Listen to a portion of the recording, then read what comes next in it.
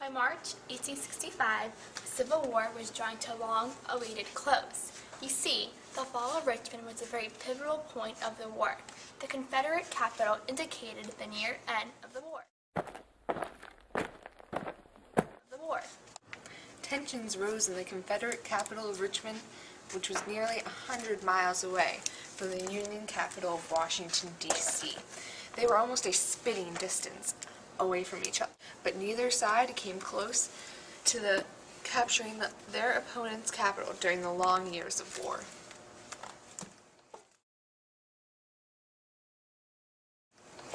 Months earlier, at Petersburg, General Robert E. Lee was trying to hold back the Union forces. However, there was only so much they could handle. His army was worn out and his supplies were now non-existent.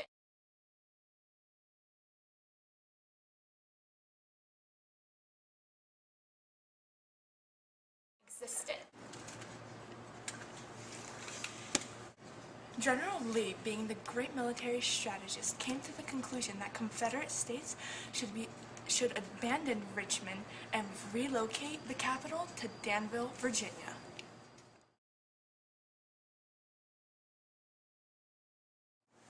Ulysses S. Grant, who was the general of the Union forces at the time, captured Richmond in spite of Lee's skillful tactics. Now, coming from a professor's point of view, no need to brag, Robert E. Lee, before the Civil War, was asked by Lincoln to take charge of the Union, but Lee changed his side to the South. And good thing he did, because if not, the war could have taken a completely different turn.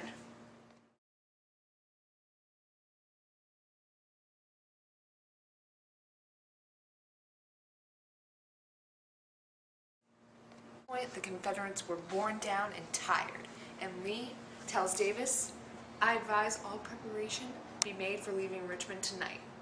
And after this, everything goes downhill from there."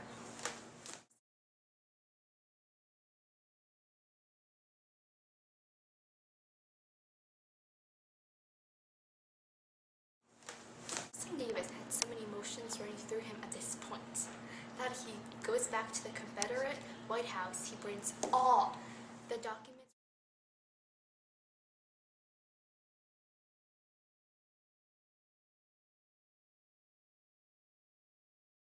to the war. Richmond mobs burned down factories such as cotton, tobacco, and food supplies.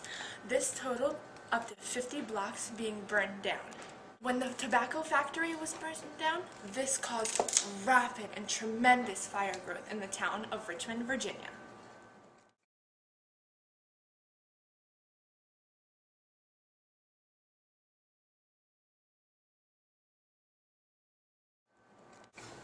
I didn't notice you there. Well, Richmond was in ruins when the 4th Massachusetts Cavalry, led by Major Charles Francis Adams, Jr., arrived April 3, 1865. In the early lights of the morning, the cavalry closely took down the Confederate flag and raised the American flag. This was the symbol that the war was over. The country within a country was now once whole again. Still early in the mornings, the buildings were still aflame. Union General Godfrey Witzel ordered his troops to put out the fire.